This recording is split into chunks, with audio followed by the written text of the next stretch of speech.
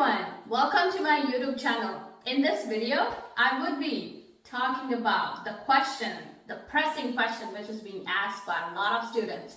What it exactly means to be deferred and waitlisted. So let's see how you combat these kind of situations, and they are not the same. If you haven't watched my previous video about different intakes, timelines, and deadlines, and also decisions I talked about, since this video focuses more on offers which you get to hear back from those decisions you apply. So make sure you're aware about the decisions which you apply, like early action, early decision, and the regular action. Okay, so let's start what it exactly means being deferred. So deferred, you hear it if you're applying for early action. It's not for any of the intakes. If you're applying for early decision, a regular action or decision, which is also called as common action, you're not hearing in any of the cases. In none of the cases. Only it's early action. Okay, so for early action, which is again like a real different application in which you're hearing your offers twice. Isn't that great? But it doesn't make a difference. So your first offer, you get it by December. So in this December one, your first offer, you're hearing three options.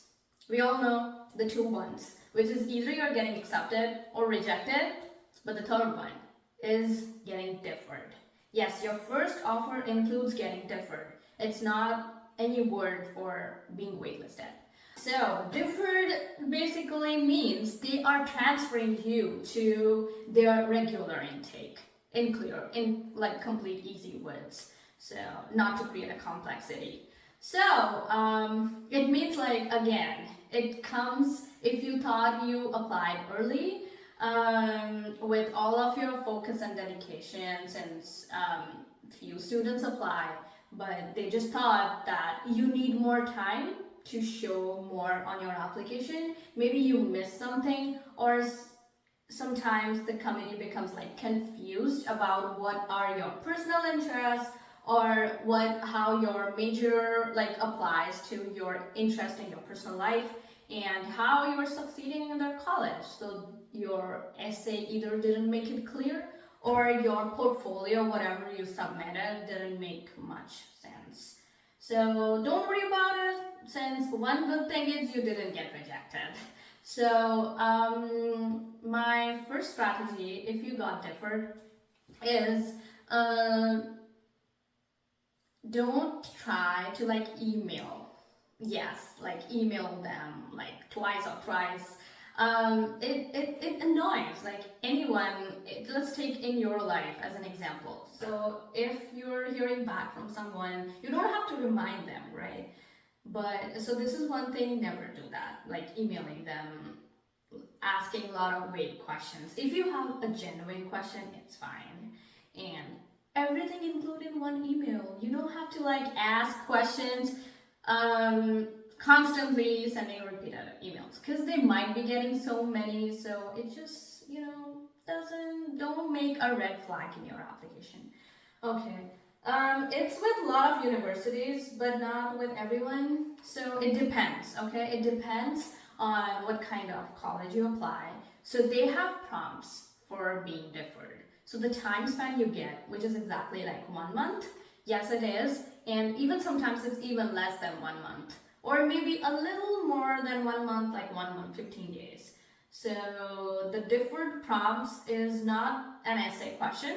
It's basically getting improvements either in your portfolio or an extra short question, maybe 200 or 250 or 300 words. There might be 2 questions or 1 question, or there might be some miscellaneous things they might be asking about what you exactly did during this time.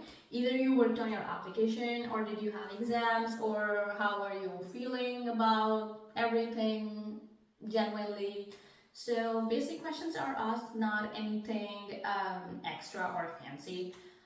My suggestion, don't write gibberish just for the sake of showing your profile or blowing your application, writing about I made a website, I did this nonprofit, or I created a new project, or I got selected for something and I did 50 many things. Well, let me tell you, the admissions committee also knows a student within span of 1 month, when they have their exams or in a time crunch, they cannot focus no more than 2 things in whatever things which is other than their studies. So yes, because they are in their high school and it makes sense. You cannot do 50 things nicely. So, which doesn't, again, aligns with any of the things you applied before, like in your application you mentioned about it. So that's really bad, and it makes you bad again in the deferred prompt. So my first suggestion would be talking about 2 precise things, no more than 2 things, about what you genuinely did.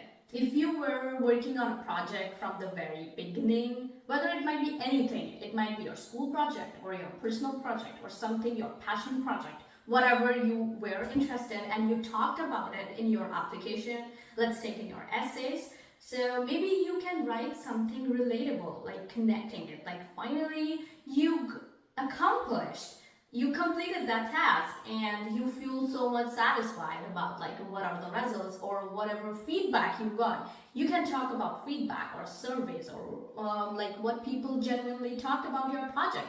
Does it have an impact? Or does it have a good result? Or is it working? So something sort of things like that. And then maybe something you can talk about if you actually received an award or honor by the time you didn't mention in your application, here's the time, you can talk about those achievements, but don't talk about like previous achievements. It should be just between the time in which like December mid to like January end, before submitting your deferred application. So be honest, like they do want students who are truly honest and who are capable enough to not afraid of talking about their real interests, not like fake ones. So yes, like be specific, be precise, and what genuinely you did. Maybe you felt something extra within the span of time with nature. You felt much more connected, or something happened. You went to an event or maybe a conference. You can talk about that too. Since if you learn something which connects to your application, make sure there is a connection. If you make it vague, then it just decreases your chances. And then do have patience, don't be impatient, because this whole application process takes, like a long time, but never lose your patience.